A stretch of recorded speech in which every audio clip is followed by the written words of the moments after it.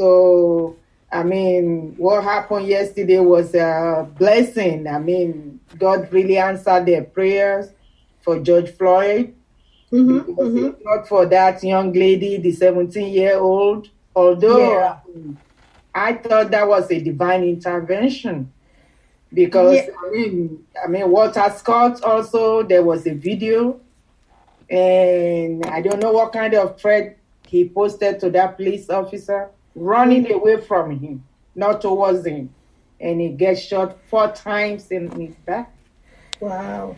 So, you know, I mean, but in Montgomery County, it's getting too rampant.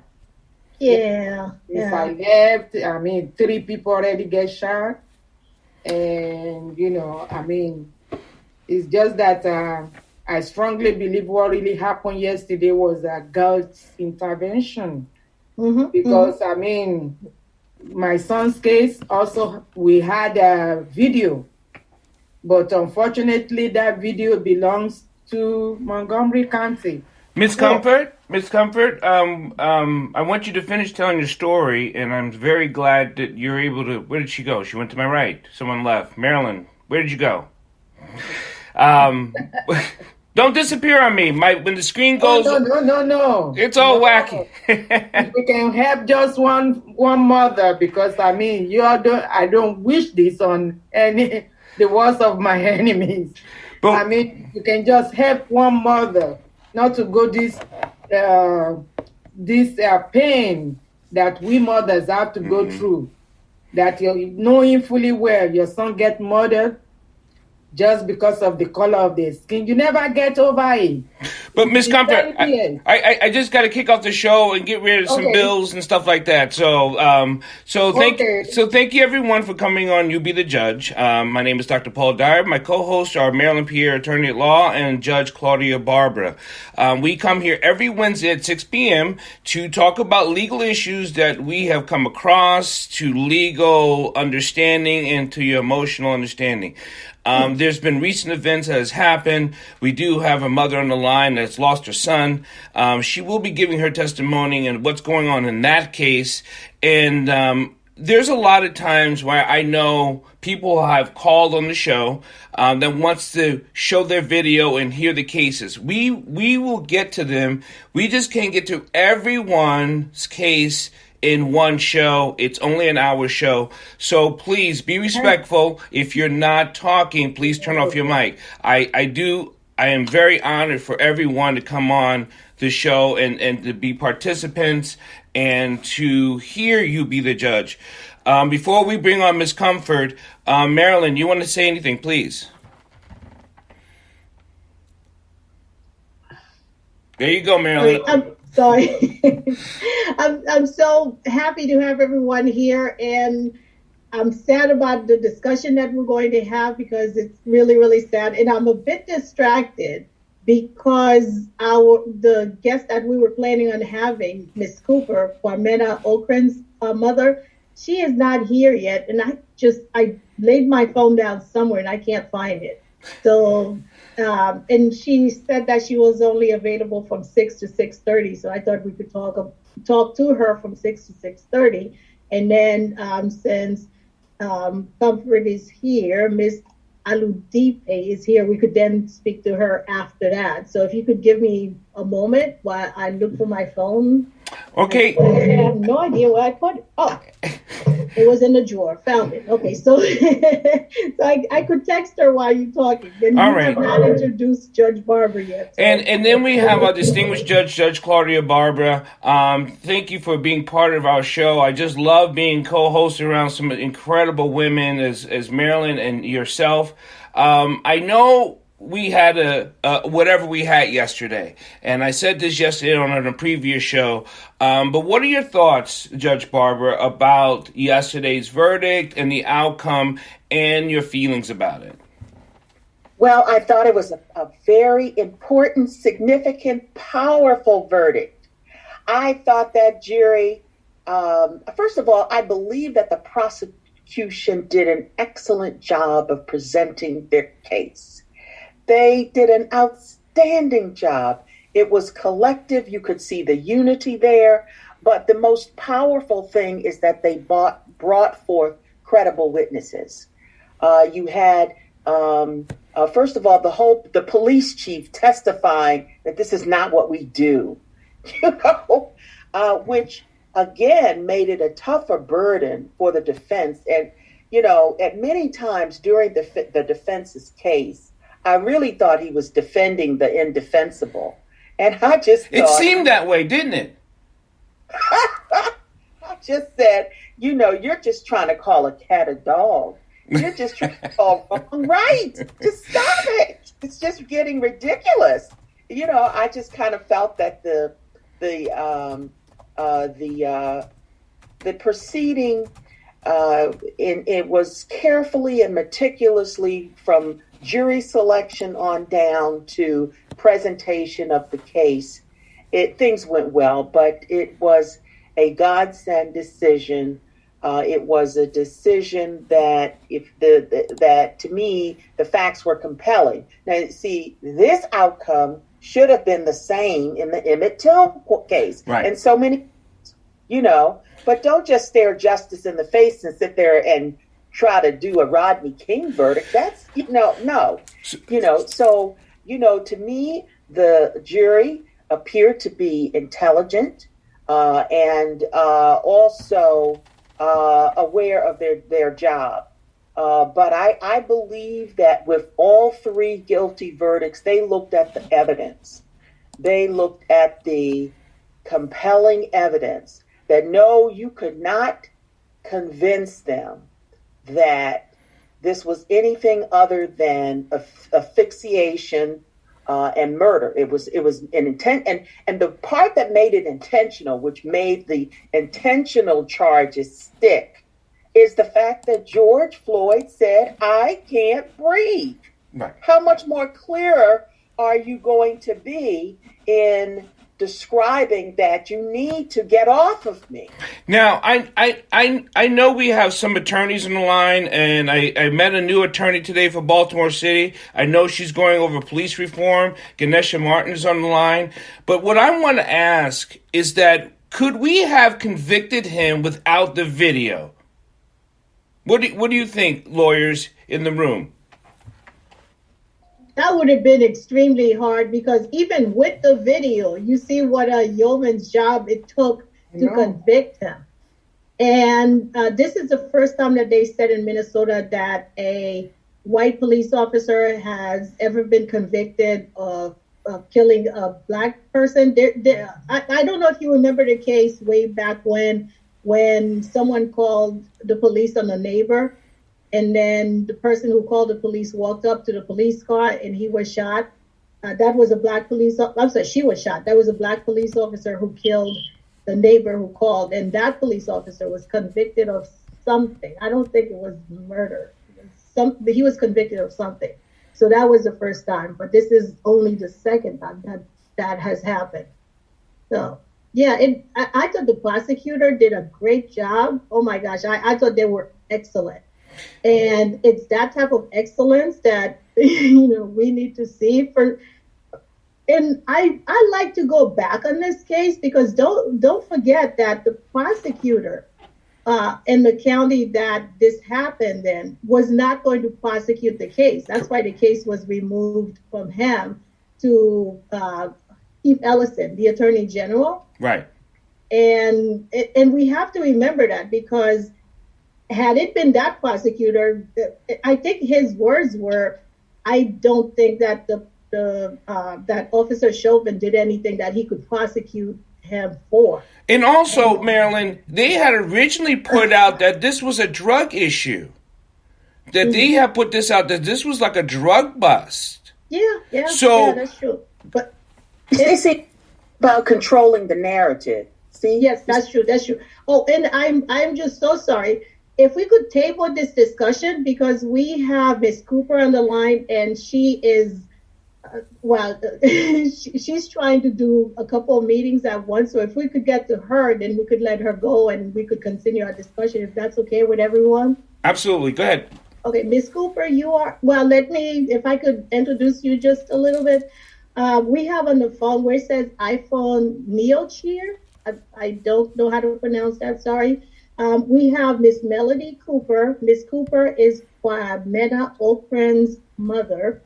Kwamena is a young man who was killed by 4 undercover Gaithersburg police officers in January. And Miss Cooper is here because she is trying to get justice for Kwamena. So, Miss Cooper, you are on.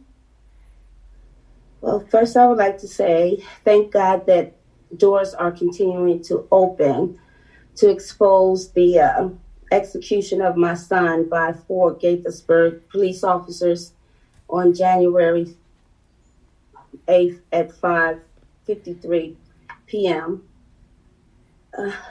Basically, I believe my son was just murdered by or as a hate crime because there would be no reason for 4 officers to shoot my son in the back a few times and then kick him over and stand over top of his lifeless body and continue to shoot into his groin area. So I believe it was a hate crime committed on my child. Also, the fact that it occurred 2 days after the insurrection. And then the fact that they didn't call me until 9 p.m. Also, another fact that he laid on the ground for 7.5 hours, and then as well as I wasn't allowed to come to town. Well, I came to town, but I was trying to be discouraged from coming to town. But I was not allowed to identify him, and when I asked why, they stated it was that the police was already familiar with him. So I stated that I thought it was my rights to be able to identify my own child. So she said, no, not in this case. When I called the medical examiner's office that Monday on the 11th, they stated that I couldn't get a autopsy until maybe 5 or 6 years from now. And I asked the lady, are you sure you meant to say months? She says, no, years.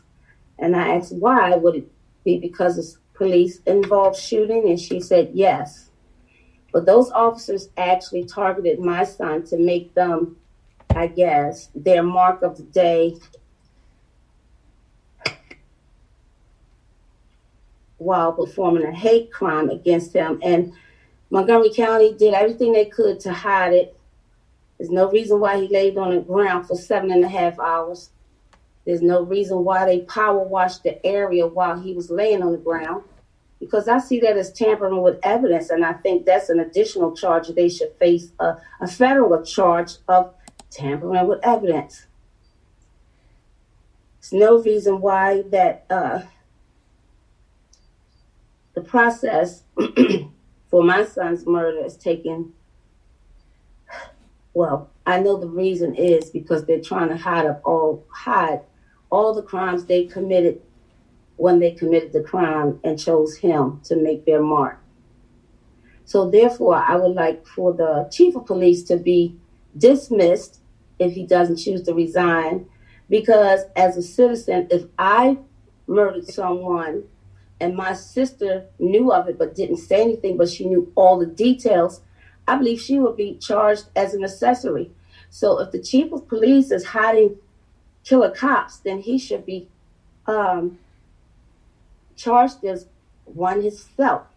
And then I have a son that put on Instagram that you guys murdered my little brother, and what? You thought he was going to wind up missing and nobody would notice? And since you didn't give my little brother his day in court, how about you guys take his place? So I'm in total agreement with that. And then they have been trying to keep a hush-hush in the media.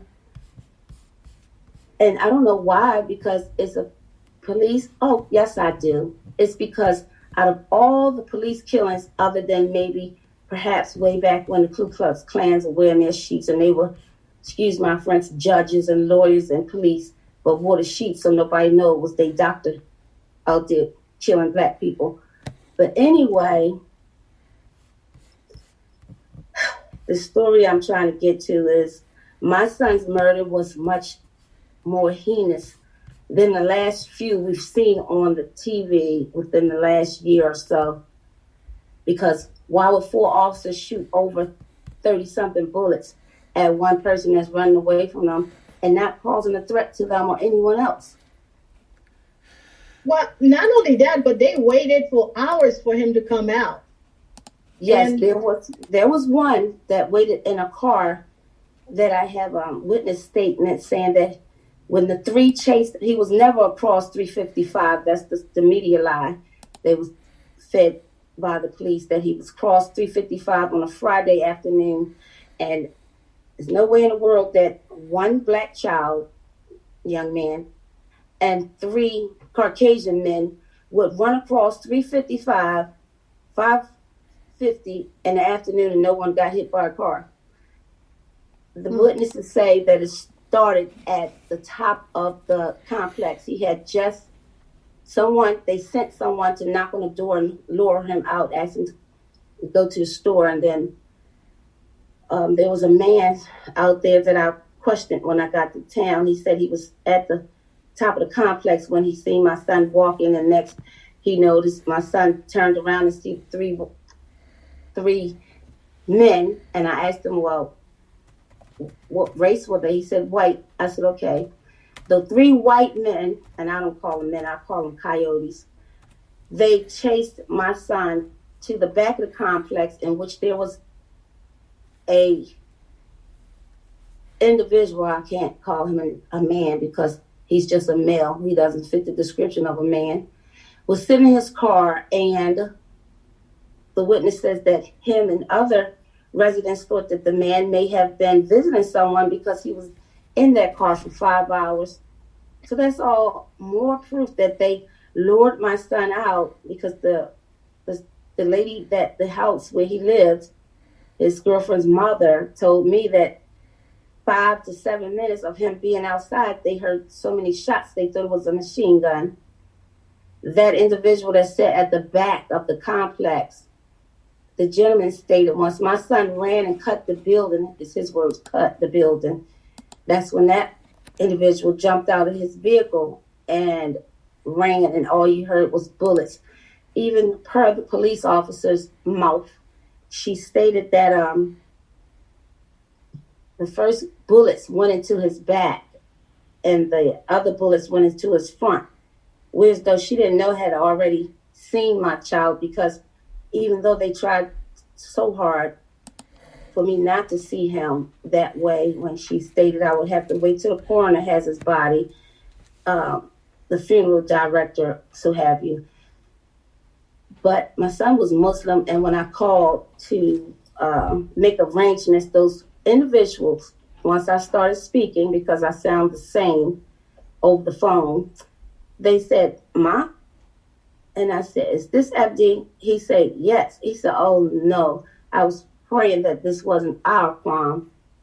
And so I told them the story. They let us come in. We actually have pictures of all the wounds, because, you know, Muslims don't do embalming and things like that. So I seen my son in his full essence of what they did to him, front and back. Well, no, my other son looked and took pictures of the back. I didn't want to disrespect my son by looking at the back of him, because if he was alive, I wouldn't have been looking at the back of him, maybe his back, but nothing else.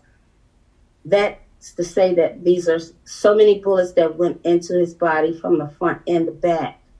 So yes, I believe that all of those officers, especially the 2 that stood over top of him and laughed after they stood over top of him and shot into his lifeless body and left the scene of the crime. So there's another crime. They left the scene of the crime. I'm sure they know that part of the law. Miss Comfort, I'm not even going to tell you how sad I am that you lost your son to this incident. I mean, my heart is just, but my question is, what has your son been charged? What has Was there anything they have told you through the courts or through legal channels about what happened?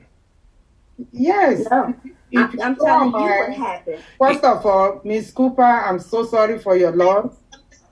And I feel your pain. Hello? Sorry. I know that Dr. Dyer mentioned your name, but he actually met Miss Cooper. I'm sorry, Miss Cooper. Sorry. But you will, we'll get to you later. I thought I had sorry about that. I apologize, Miss Cooper. What did they say they charged your son with? With their feet and guns, meaning that there was no charge against my child. My child told me on Tuesday the police were trying to murder him.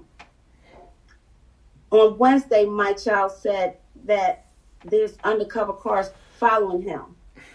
My son just got released from prison 3 months prior to that incident. And I told him, stay out of Gaithersburg, stay out of Germantown. You know those police don't like you. When he was arrested, they beat him and broke his ribs. He was in the bullpen to, you know how you go up for your arraignment or whatever when you first get arrested? Mm-hmm. They had to take him to the hospital because he had internal bleeding and broken ribs as a result of those police. My son didn't do anything that day. I guess you didn't hear me when I said they sent a CI to knock on the door and lure him out of that building. Yeah, and then they waited for hours for him to actually come out, and he didn't know. Well, he didn't have any reason to think that anyone would be standing out there waiting for him. Yes, the one that started shooting first was the one in the back of the complex in the car waiting. The other three must have been up at the top where they had the boy come to get him to lure him out of the complex. They must have been waiting for him up at the complex because there's witness statements. I just don't want to reveal the videos that the witnesses allowed me to take of them while they pointed and said, this is what happened and this is the direction. The newspaper was saying it wrong. He didn't come from the left. He came from the right. Wasn't across 355. That was a lie too. He was right here on the complex. As soon as he walked out the complex, he come walking back fast and seeing 3 men behind him. No one ever hear anyone yell, stop. No one ever heard them identify themselves as officers. Basically, they just, like a pack of coyotes, decided to make my son their prey that day. And then they committed a hate crime and called it policing. Have you heard from any elected official or anybody else?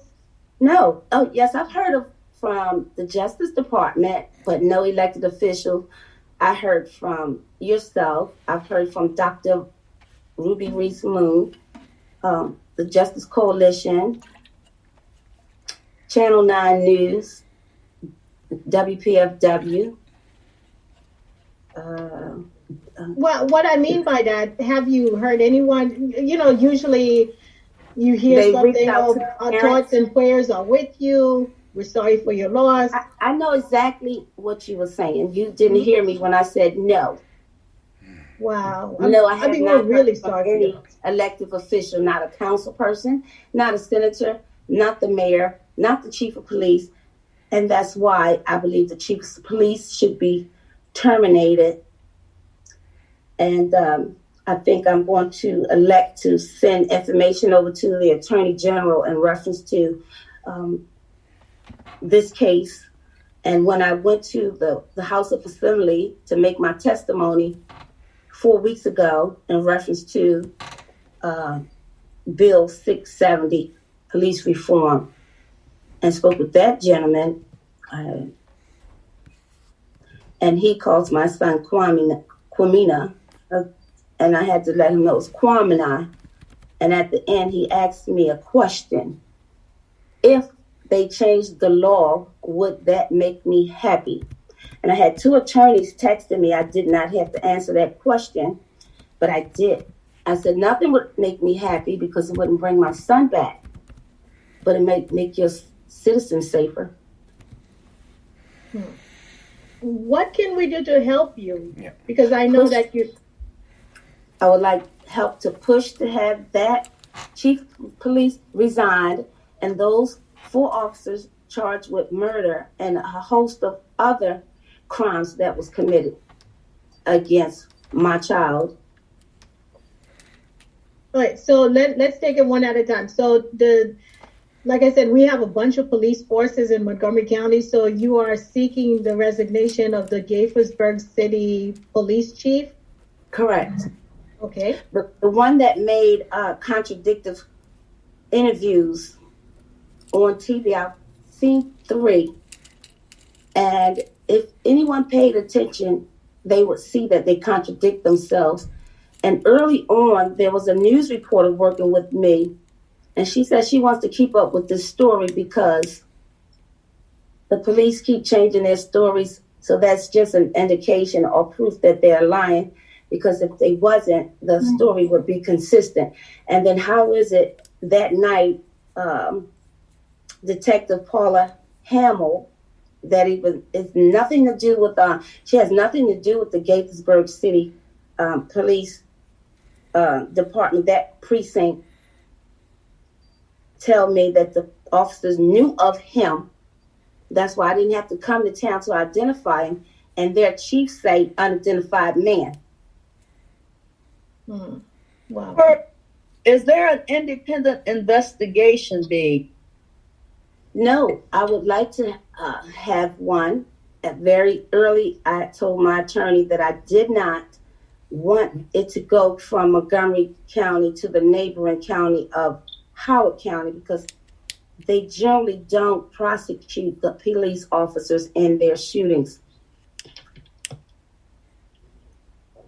Well, I think that there is an opportunity to hit some grassroots organizations, especially the American Civil Liberties, and the issue more to the forefront, such that it's becoming a similar Ahmaud Arbery story, where you have inconsistent statements from people who are to be trustworthy. So we've got to illuminate that point, and identify and share those inconsistencies so that people can, and especially continue to mention that this is a situation when we're back. May I speak, please? Oh, please go ahead, Ms. Morris. Yeah, this is Reverend Marguerite Morris. Ma'am, I'm sorry, I didn't get the beginning of your story, but I do offer you my condolences. I'm one of those individuals that's impacted by issues with police for years and trying to gather information. So I would ask that, and I know you may have answered this already, as to what have you done in reference to documenting the information. And I also want to encourage you, because if this is recent, you do have a journey ahead of you in reference to getting these things to happen, because as one mom to another with a deceased child, this is a journey that you will have to press primarily on your own. And I'm just saying that sounds daunting, but that's factual. And we know that your child is the wind beneath your wings to keep you pressing for answers. So my question is this: what have you done to date in reference to gathering the documentation for your public information request? What are you doing to document this journey? And when did this happen, may I ask? It happened January 8th. I'm sorry, I got to town January 9th. It happened January 8th. And I've been keeping my information on a docu file as well as I have my nieces, and I have the Justice Coalition, and I have WPFW. I have a few allies, Dr. Reverend Reese Moon, and my attorney, and then a few other attorneys. And I never walk alone, because I walk with God.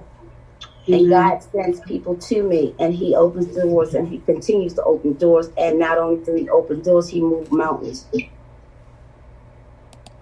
Yes, ma'am. You both, and sorry, Reverend Morris.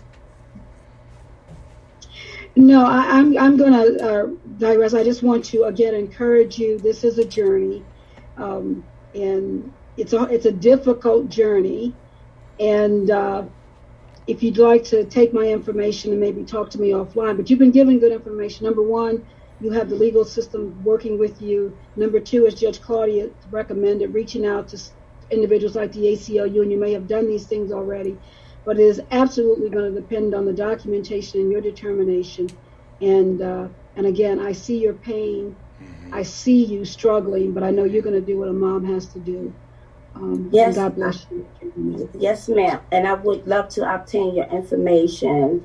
Not only do I keep things in the computer, I write dates, names, conversations, everyone I speak with, when and what the conversation is. And my ally seems to be growing. As you just spoke of, I would like to obtain your information, please, and thank you. And also, you have had some rally. Well, I'm sorry, you had a rally, and you have an event that's coming up. Yes, we have. I asked them early on that I wanted to have a memorial for Kwame a few months from now, which was January when I stated that. So now we're going into May. It will be May the 15th at 1 p.m. And it will be it's been named as Kwame Community Day, in which I will be reaching out to the community with care packages for adults, care packages for the children, Know Your Rights training. Instructors will be there. There will be speakers, Dr. Ruby Reese Moon, Reverend Adebayo, a Muslim speaker. There will be poetry. There will be performers. It's going to be a whole event for the community, so that I'm trying to change the narrative of what the police officers perpetrated my child to be. My son was born a prince, and as I stated to them, he died as a king. He was actually supposed to be going back to Ghana soon. His father passed 3 months prior to his murder, and his grandmother passed that Monday, and he was murdered that Friday. Anyway, Kwame had a giving heart and a good giving spirit. So I just want to give back to the community, because not only was myself and my family impacted, the community was impacted, because there was witnesses out there, even children were out there.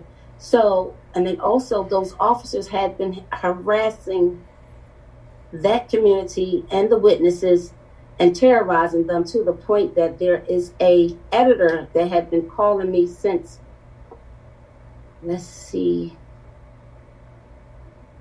January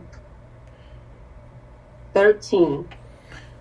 And she was doing his story, and she actually, in the 24th, because she went back to the complex to gather more information, and stated she wanted to speak with me on the record and off the record. On the record, she was telling me what she spoke about with the witnesses, and she was in the middle of a conversation, and this one is off the record, when the people that she was speaking with actually looked behind her and saw a vehicle following her, and they ran off. And she said when she first got into the complex, she noticed that vehicle had been following her from the beginning to the end. And at one point, the driver pretended to be playing music, listening to music. She says, well, don't be offended. I had a big black man with me, but I feared for my life because I noticed everywhere I was, he was there. Miss Cooper, I know you have to go. I know Marylin had said that you only have to go somewhere at 6:30, correct? Yes. I know you have. As sad as this is, I know you have a financial burden with your son and travel. A tip. GoFundMe. Hashtag Justice for Kwamina is all his social media handle. Hashtag Justice for Kwamina or hashtag Justice for Kwamina Akron. And his GoFundMe would be they killed him because of a tip. They killed him because of a tip. And also before you go, and I know Reverend Morris, if you could just send her off with prayer, that would be a blessing. If you so want to, please.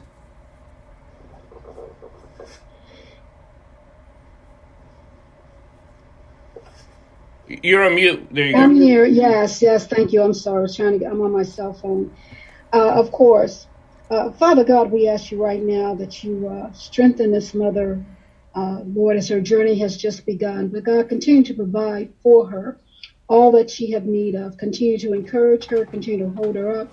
Continue to put before her, Lord God, those things that she have need of in miraculous ways. Continue to provide her and bring those around her to encourage her and give her victory in this journey.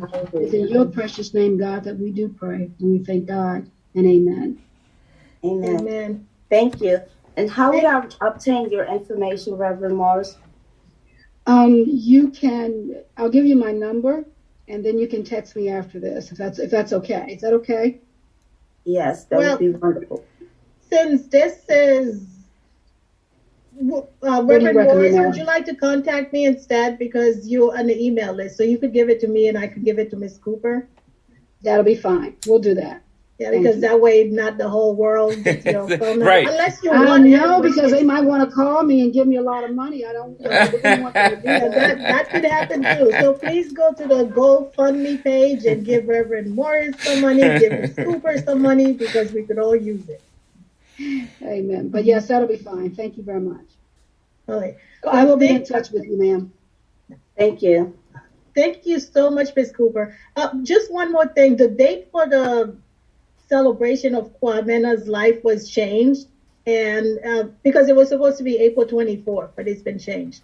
Yes, because of the weather. Mm-hmm. So now it's May 15th from 1 to 5 in Gaithersburg. I will send out notices to the people who are on this email list and try to keep people updated. That way, as many people could participate as possible.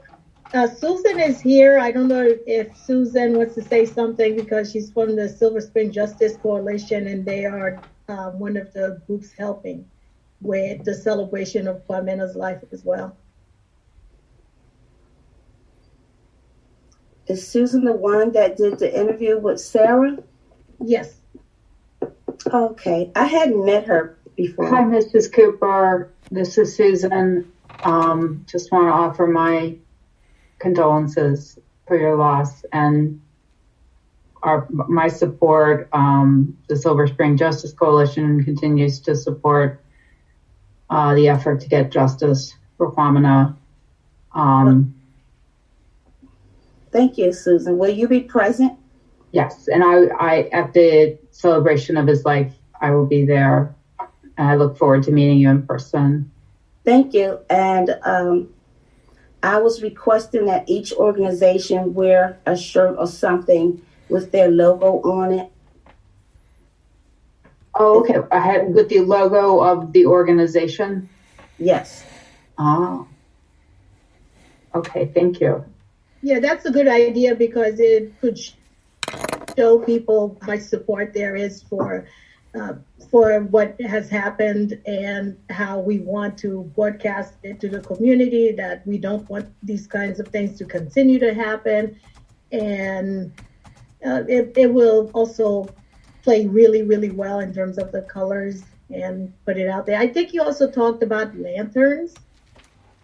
Yes, I would like to try to have lanterns to go up for him with a prayer instead of balloons. Balloons have more pollution than lanterns are different. They don't hurt the environment as much as the balloons going up in the air and getting in the way of the pilots. Yeah. So the GoFundMe the money from the GoFundMe and other donations would be helpful in paying for your travel because you don't live in the community, and also to pay for the lanterns and some of the expenses for Kwame event and whatever reason I need to come back to Maryland, anything and everything pertaining to Kwame. Yes. So we ask people to be as generous as they possibly can. We know it's a difficult time for a lot of people, but anything that you could give would be very helpful. Thank you. Thank you, Ms. Cooper. And we're really sorry for your loss. Thank you. Thanks for having me, and thanks for the support for all of you. You're welcome. God bless you. And if there's anything we could do, please reach out. I will. Thank you. Have a good evening. Have a good evening. Bye. This is such a sad issue that we have to have these shows to inform people about the things that's going on, things that has happened, the injustice that's going on, the frequency that it's happening, and yet there's still a real personal issue to this. There's financial, there's emotions, like Reverend Morris was talking about. There is still, even after whatever goes, there's still a long journey that we must support each other as a community to say, oh yeah, that lady I heard once before 8 months ago, I wonder how she's doing. We can't forget these names and these people. They're lives. They're our lives. They're our community's lives. Yes, and I know that we have someone here who has been extremely patient, and we really appreciate it, Ms. Oludipe. If you could tell us your story as well and what happened to your son. Well, thank you. Well, it's the same old story. I was out of the country, like I said earlier, when Kwame was killed. My son, 26 years old, Emmanuel Kutuga, was also killed by Montgomery County Police Officer Christopher Jordan. Although it's been like 10 years past February 19, but you never get over it. Mm-hmm. It was just like yesterday. I go to my grave with this pain. It's the worst pain ever that a mother can ever go through. He was 3 months shy from graduating from Bowie State University, and he went to City Place Mall. There was an argument with the security officer. Officer Christopher Jordan was on the other side of Coesville, writing a minor collision report. He left what he was doing because they were arguing and cussing and fussing at each other. And he said he told him to stop like 30 times in 30 seconds. But Emmanuel was trying to, explain that I haven't done anything. I just didn't know that was our employees only. Okay, I'm leaving. And he said, don't move. If you move, I'm going to blow your brains out. And Emmanuel didn't think anything of it, still trying to explain himself. He think he can talk himself out of this. And portion of this crime was captured on a video. That's what I'm trying to, we went through all this process, ACLU, we went to the White House, we started Black Lives Matter, we started 21st Century on policing and everything with President Obama and Chief Ramsey, the police commissioner of Philadelphia, former chief of police DC. We went through all that, my attorney presented them with the video. Mm-hmm. And when it was time to go for, they didn't even charge Officer Jordan. The state attorney says somebody in the state attorney's office mistakenly deleted that video. That was why I said, that young lady did a fantastic job with the verdict yesterday, but that was the divine intervention. I really believe George Floyd's brother, that he was praying so hard, and he went to the mother's grave and prayed. I think, because how many people have a video? We had video. Somebody mistakenly deleted it. What's the name of that guy that was running, didn't want to pay child support? That was shot 4 times in the back. There was a secret video. But, with all that evidence, still... in South Carolina? Yes. Walter Scott. Michael Slater killed Walter. Yes. Scott. What kind of a threat does a man running away from you pose to you as a police officer, that you have to shoot that man in the back 4 times? There was a video, but nobody was charged. In my son's case, there was a video, and then the state, but unfortunately for us, there was their video, because the video belongs to that liquor store right by the city place. So it was their video, and we asked them, can we make a copy of this video? They said, oh, no, you don't have to do that. That's our property. We're going to, present it to the judge when you go to court. And we never think anything of it.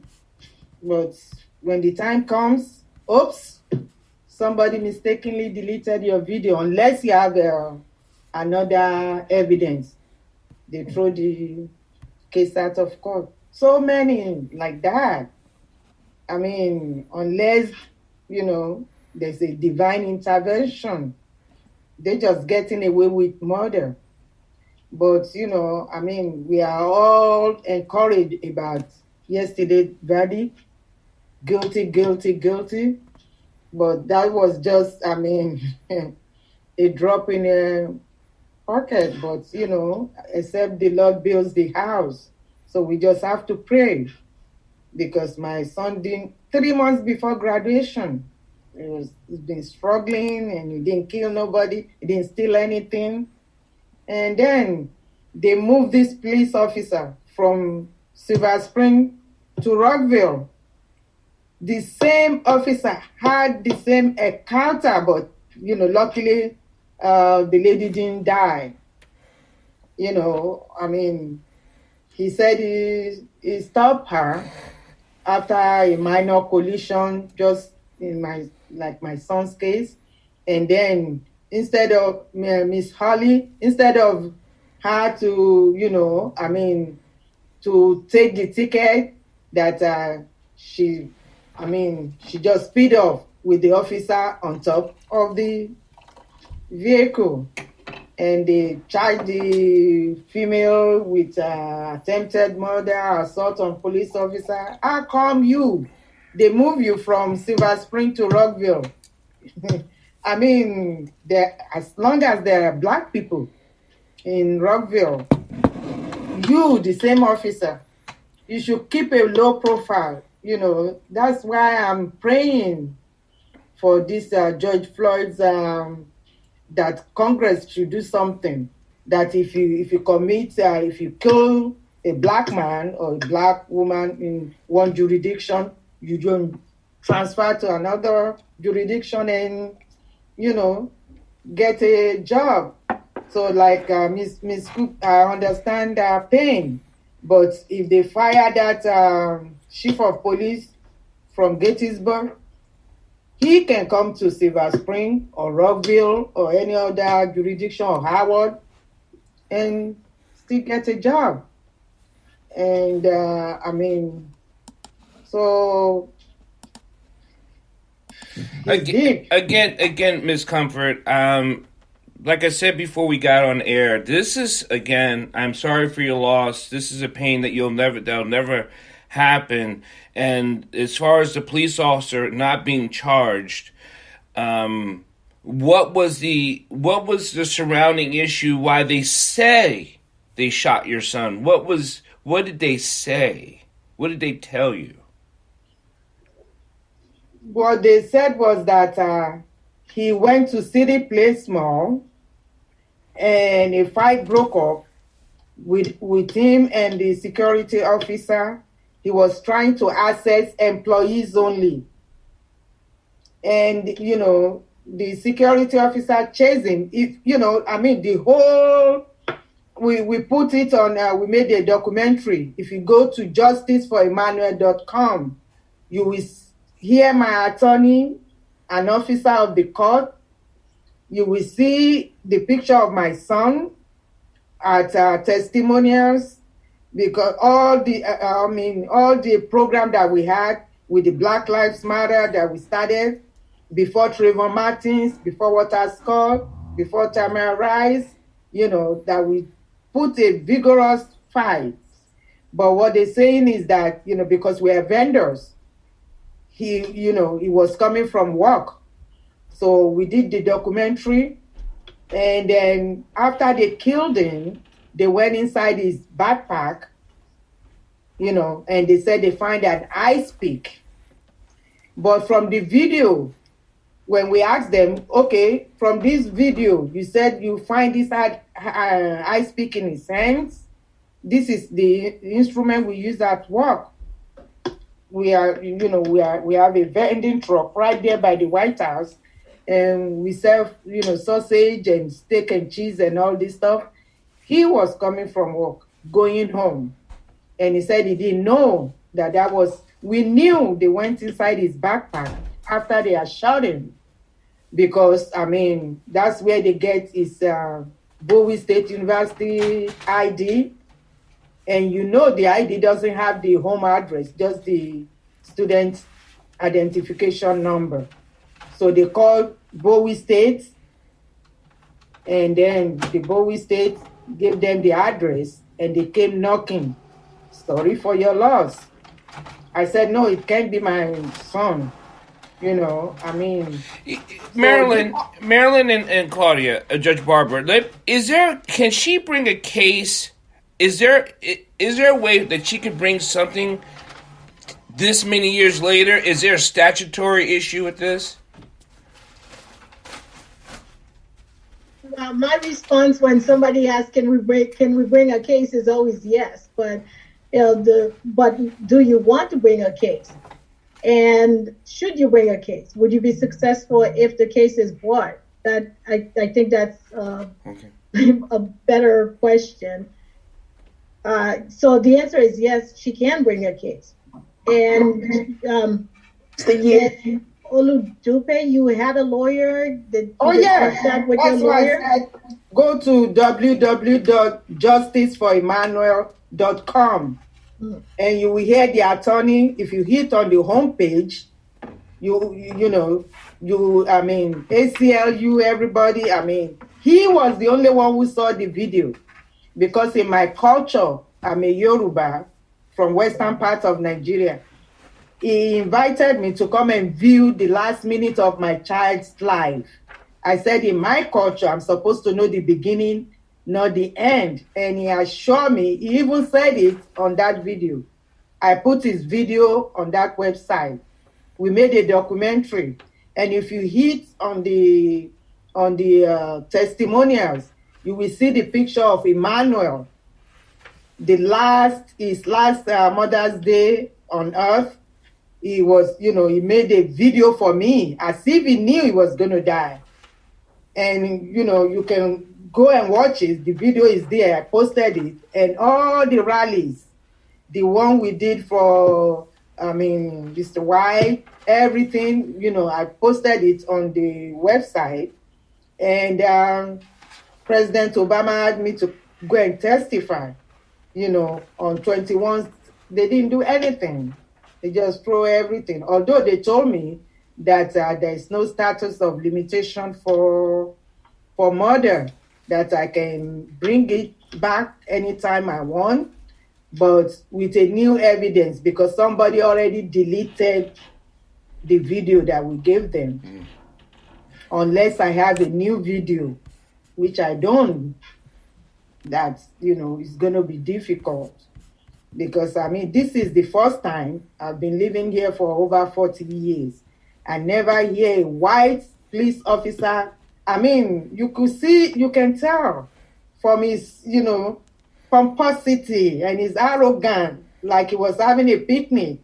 He never thought he would be, convicted. Even up until the last minute, never show any emotion. So I was holding my breath yesterday, but I was happy.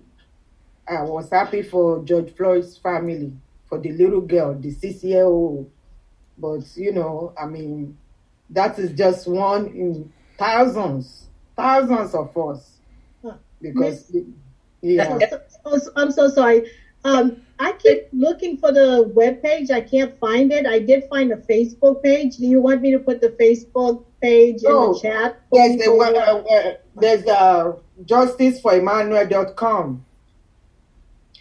Okay, well, you could put it in the chat then, if that's okay. So that way, if people are interested in looking at it, they could then look at it. The whole story is there because, this is an officer of the court that said, I saw the tape and I invited the mother to come and watch it. But, she declined. But I saw it.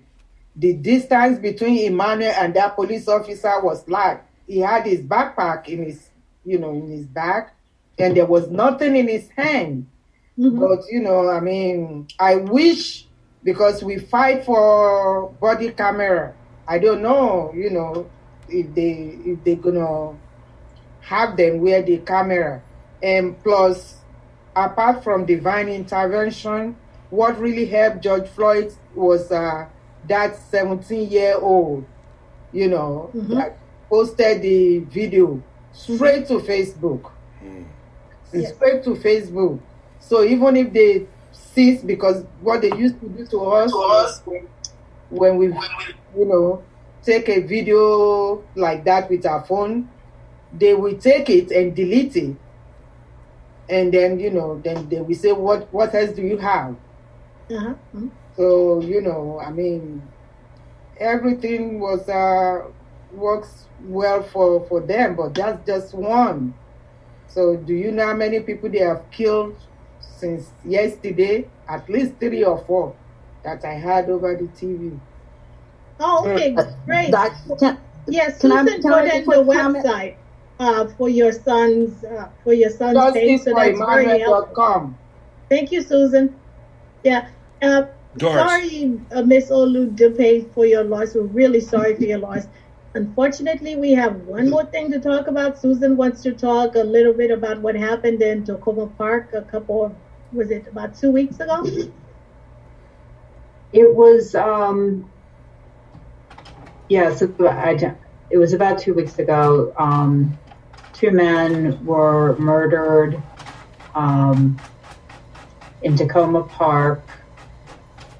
James Johnson and Dominique Williams. There was another man who was with them who survived. And there's in the Washington Post, there was an interview with the person who survived and the trauma he experienced. As far as the murderer, podcast is concerned, I want to thank everyone for joining us here, but we will continue on, and I will see you next week. Pentagon,